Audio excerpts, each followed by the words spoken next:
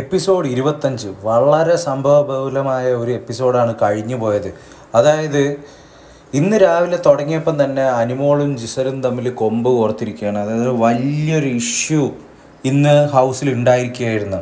അതായത് നമുക്കറിയാം അനിമോളിനും ജിസലിനും അങ്ങോട്ടും ഇങ്ങോട്ടും തന്നെ കണ്ണെടുത്താൽ കണ്ടുകൂടാ. അപ്പോൾ അതിൻ്റെ ഇടയിൽ ഒരു ഇഷ്യൂ ഉണ്ടായെന്ന് വെച്ചാൽ ഒരു സംസാരത്തിൻ്റെ ഇടയിൽ അനിമോൾ എടുത്ത് ഒരു ടിഷ്യൂ എടുത്ത് ജിസലിൻ്റെ മുഖത്തോട്ടേക്ക് വെച്ചു. അതായത് ലിപ്സ്റ്റിക് ഇട്ടിട്ടുണ്ട് എന്ന് കാണിക്കാൻ വേണ്ടിയാണ് ആ ഒരു പ്രവൃത്തി ചെയ്തത്. പക്ഷേ അങ്ങനൊരു പ്രവൃത്തി ചെയ്യുമെന്ന് ജിസൽ ഒരിക്കലും എക്സ്പെക്റ്റ് ചെയ്തിട്ടുണ്ടായിരുന്നില്ല. കാരണം ഒരിക്കലും ഇഷ്ടപ്പെടാത്തൊരു വ്യക്തി ആ വ്യക്തി അടുത്തോട്ടേക്ക് വരികയും സ്വന്തം ചുണ്ടിൽ തൊടുന്ന് ജിസൽ ഒരു നിമിഷം കൂടി വിചാരിച്ച് കാണില്ല. അപ്പോൾ ഇൻസ്റ്റൻ്റ് ആയിട്ടുള്ള റിയാക്ഷൻ എന്നതുപോലെ അനിമോളിനെ ഒറ്റ ഉണ്ട് ജിസൽ വെച്ച് കൊടുത്തതാണ്. ഒരു 10-25 അടി ദൂരത്തോട്ടേക്ക് അനിമോൾ തെറിച്ചു എന്ന് പറയേണ്ടി വരും. അതിൻ്റെ പേരിൽ ഹൗസിൽ വലിയ അടിയുണ്ടായി. അതിനുശേഷം എന്ന് പറഞ്ഞു കഴിഞ്ഞാൽ എല്ലാ കണ്ടസ്റ്റൻസും വന്നു, ഓരോ ആൾക്കാരുടെ സൈഡ് പിടിക്കാൻ തുടങ്ങി. ഓരോന്ന് സത്യം പറഞ്ഞ് നോക്കുകയാണെങ്കിൽ അവിടെ ചെയ്ത തെറ്റ് എന്ന് പറഞ്ഞു കഴിഞ്ഞാൽ അനിമോളുടെ ഭാഗത്ത് തന്നെയാണ് ഫസ്റ്റ്.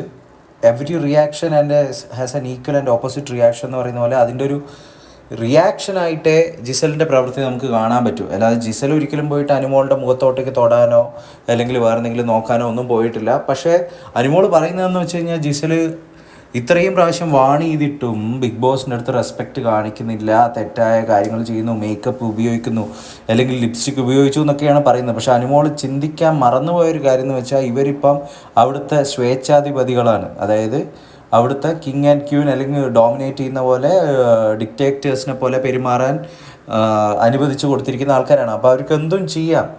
അപ്പോൾ അവിടെ ഒരു ലൂപ്പ് ഹോൾ ഉണ്ട്. ആ ഒരു കാര്യം അനിമോൾ ചിന്തിച്ചിട്ടില്ല. അതിൻ്റെ പേരിൽ വലിയ ഷോ ഇറക്കാൻ വേണ്ടി ഒരു മനുഷ്യൻ വന്നിട്ടുണ്ടായിരുന്നു. നവിൻ എന്നാണ് ആ മനുഷ്യൻ്റെ പേര്. ആ നവിൻ വന്ന് ഇറക്കിയ കാര്യങ്ങളെന്ന് പറഞ്ഞു കഴിഞ്ഞാൽ അനിമോളും ജിസലും തമ്മിലുള്ള പ്രശ്നത്തിൻ്റെ പേരിൽ ഇടപെട്ടിട്ട് നവിൻ പറഞ്ഞു, അനിമോൾ ഈ വീട്ടിൽ നിന്ന് ഔട്ടായിട്ടില്ലെങ്കിൽ ഫിസിക്കൽ അസോൾട്ടാണ് അനിമോൾ ചെയ്തത്, അനിമോൾ ഇത് ചെയ്തത് ശരിയല്ല. അപ്പോൾ അനിമോൾ ഈ വീട്ടിൽ നിന്ന് ഔട്ടായിട്ടില്ലെങ്കിൽ അല്ലെങ്കിൽ എവിക്റ്റഡായി എല്ലാ നോമിനേഷനിലും ഇല്ലെങ്കിൽ ഞാൻ ഈ വീട്ടിൽ നിന്ന് പോകും. എന്തോ വലിയ സ്റ്റാർ ആവാൻ പോയതായിരുന്നു ഈ നവിൻ. പക്ഷേ അയ്യേന്നേ പറയാൻ പറ്റിയിട്ടുള്ളൂ. ഇതുപോലെ നാറിയ കളി കളിച്ച ഒരു മനുഷ്യൻ ഇതുവരെ ഉണ്ടായിട്ടില്ല. അതിന് ഒത്ത മറുപടി ആദിലയും നൂറയും കൊടുത്തതെന്ന് പറഞ്ഞാൽ, നീ ആണാണെങ്കിൽ ഈ വീട്ടിൽ നിന്ന് ഇറങ്ങിപ്പോടാ, നീ പറഞ്ഞ വാക്കിന് വില ഉണ്ടെങ്കിൽ നീ വീട്ടിൽ നിന്ന് ഇറങ്ങിപ്പോണമെന്ന് നല്ലോണം അതിന് സ്റ്റേണായിട്ട് ആ ഒരു സംഭവത്തിൽ നിന്ന് ആദിലയും നൂറയും ഒത്ത പോലെ വെച്ച് പറഞ്ഞു കൊടുത്തു. അതായത് ബിഗ് ബോസും വന്ന് നവിന് നല്ല ഒന്നാം തരം കിണ്ണം കാച്ചിയ പണി നവിന് കൊടുത്തു. നവിൻ ഒരിക്കലും വിചാരിച്ച് കാണില്ല ബിഗ് ബോസ് ഇത്രയും പെട്ടെന്ന് വന്ന് ചോദ്യം ചെയ്യുന്നു. അപ്പം തന്നെ നവിൻ നന്നായി പെരങ്ങി എന്ന് പറഞ്ഞാൽ വീണെടുത്ത് കടന്ന് ഉരുണ്ടു എന്ന് പറയേണ്ടി വരും. ബിഗ് ബോസ് വന്ന് ചോദിച്ചു, നവിന് പോകണമെങ്കിൽ പോയിക്കോ എന്ന് പറഞ്ഞ് വീട് തുറന്നു കൊടുത്തിട്ടുണ്ട്. നവിൻ ഇറങ്ങി ഓടി കുറേയൊക്കെ അവിടെ നിന്ന് തിരിയാൻ നോക്കി. പക്ഷെ എന്നാലും അവിടെ പോയിട്ട് ഇറിറ്റേറ്റ് ചെയ്യുന്ന രീതിയിൽ തന്നെ ആദിലയും നൂറയും പിന്നാലെ തുടർന്ന് എന്താ പറയുക ഫോളോ ചെയ്ത് വീട്ടിൽ നിന്ന് ഇറക്കി ഓടി എന്ന് പറയേണ്ടി വരും. ഇറക്കി ഓടിപ്പിച്ചു. ആ ഒരു തരത്തിലാണ് ആദിലയും നൂറയും കളിച്ചത്. വെൽ പ്ലേഡ് ആദില നൂറ, ഭയങ്കര നന്നായിട്ട് കളിച്ചു. എനിക്ക് ഭയങ്കരമായിട്ട് ഇഷ്ടപ്പെട്ടു. നവിൻ എന്ന് പറഞ്ഞൊരു ക്യാരക്ടർ തന്നെ വളരെ വെറുപ്പിക്കുന്നതായിരുന്നു. വെറുപ്പിക്കലിൻ്റെ അങ്ങേയറ്റം. എന്തിനാണ് ഇവനൊക്കെ ഇതിൻ്റെ ഉള്ളിൽ നിൽക്കുന്നതെന്നുള്ള കാര്യം കൂടി മനസ്സിലായിട്ടുണ്ടായിരുന്നില്ല. അപ്പോൾ ഈ വ്യക്തി ഇറങ്ങി ഓടിയതിന് ശേഷം ഇപ്പോൾ സോഷ്യൽ മീഡിയയിൽ സ്പ്രെഡ് ആയിക്കൊണ്ടിരിക്കുന്ന ഒരു സംഭവം എന്ന് വെച്ചാൽ കരഞ്ഞ് കാല് പിടിച്ച് വീട്ടിലോട്ടൊക്കെ കയറി വന്നു എന്നാണ്. ചിലപ്പം പ്രതീക്ഷിക്കാൻ നമുക്ക് തെറ്റു പറയാൻ പറ്റില്ല കേട്ടോ. ഇയാളായതുകൊണ്ട്, ഈ നവിൻ എന്ന് പറയുന്ന ഈ നാറിയ കളി കളിക്കുന്നവനായതുകൊണ്ട് ഇവൻ ചിലപ്പം കരഞ്ഞ് കാല് പിടിച്ച് എങ്ങനെങ്കിലും വീട്ടിനുള്ളിൽ വീണ്ടും വലിഞ്ഞു കയറി വരാം. കാരണം അമ്മാതിരി രീതിയിലുള്ളൊരു ഊളയായിട്ടാണ് എനിക്ക് നവിൻ്റെ പ്ലേ ഒക്കെ തോന്നിയിട്ടുള്ളത്. അപ്പോൾ അത് നമുക്ക് മിക്കവാറും നാളെയോ മറ്റന്നാളോ ആ ഒരു സംഭവം മനസ്സിലാവും. ചിലപ്പോൾ ലാലേട്ടൻ വരുന്ന എപ്പിസോഡിൽ അല്ലെങ്കിൽ സർപ്രൈസ് ആയിട്ടൊക്കെ ആയിരിക്കും നവിനെ വീണ്ടും വീട്ടിലോട്ടേക്ക് തള്ളി വിടുക. ഇപ്പോൾ സത്യം പറഞ്ഞു കഴിഞ്ഞാൽ ഹൗസ് മുഴുവൻ രണ്ടായി തിരിഞ്ഞിട്ടുണ്ട്. അതായത് അക്ബർ, ആപ്പാനി ശരത്ത്, അഭിലാഷ്, ജിസൽ, ഓനിയിൽ, അതുപോലെ തന്നെ നമ്മുടെ വീട്ടിൽ നിന്ന് പോയ നവിൻ, ജിസൽ, ഇവരൊക്കെ ഒരു കൈൻഡ് ഓഫ് ടീമും. ഈ മീഷോ രംബീർ കപൂർ എന്ന് പറഞ്ഞ ഒരുത്തനുണ്ട്, അവനാണെങ്കിൽ ലോക കോമഡി. ഇതിലിപ്പോൾ ക്വാളിറ്റി ഉള്ള കണ്ടസ്റ്റൻസ് ആയിട്ട് ആകെപ്പാട് തോന്നുന്നതെന്ന് പറഞ്ഞാൽ ആദില നൂറയും ഈ ജിസലൊക്കെ തന്നെയാണ്. ജിസൽ എന്നാലും കുഴപ്പമില്ല.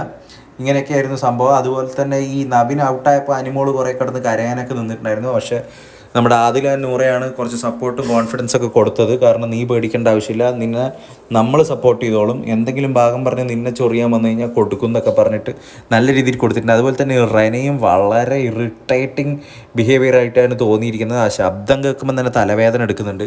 അമ്മാതിരി രീതിയിലുള്ളൊരു ഇറിറ്റേഷനായിട്ടാണ് റെനയുടെ ഓരോ ആർഗ്യുമെൻസും ഒക്കെ കാണുമ്പോൾ തോന്നിയിട്ടുള്ളത്. വളരെ ഏതെങ്കിലും ഒരു 100-ൽ 1 കാര്യത്തിലൊക്കെ റെന പറയുന്നത് കാര്യങ്ങൾ നമുക്ക് സപ്പോർട്ട് ചെയ്യാൻ പറ്റൂ.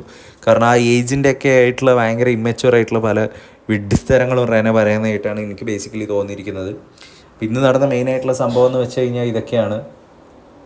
വേറെ അങ്ങനെ വലിയ കാര്യങ്ങളൊന്നും നടന്നിട്ടില്ല. പക്ഷേ 25ാമത്തെ ദിവസം എത്തിക്കഴിയുന്നത്തേക്കും ചെറിയ സ്റ്റാർസൊക്കെ ഉയർന്നു വരുന്നുണ്ട്. വീട്ടിൽ അത്യാവശ്യം ഇൻട്രസ്റ്റിംഗ് ആയിട്ടുള്ള കാര്യങ്ങളൊക്കെ നടക്കാൻ തുടങ്ങി എന്നും നമുക്ക് പറയാൻ പറ്റും. അതുപോലെ തന്നെ എനിക്ക് തോന്നുന്നു ബിഗ് ബോസ് ഇന്നെടുത്ത ഏറ്റവും വലിയൊരു തീരുമാനം എന്ന് പറഞ്ഞു കഴിഞ്ഞാൽ വീട്ടിൽ നിന്ന് ഡ്രസ്സും കോപ്പൊക്കെ എല്ലാവർക്കും കൊടുത്തു വിട്ടിട്ടുണ്ട്. അപ്പോൾ ആ ഒരു പരിപാടി, ആ ഒരു വൃത്തികെട്ട ഏർപ്പാട് ആരാ ചെയ്തതെന്ന് വെച്ചാൽ അതെന്തായാലും ബിഗ് ബോസ് നിർത്തി കിട്ടിയിട്ടുണ്ട്, അതെല്ലാവർക്കും കൊടുത്തിട്ടുണ്ട്.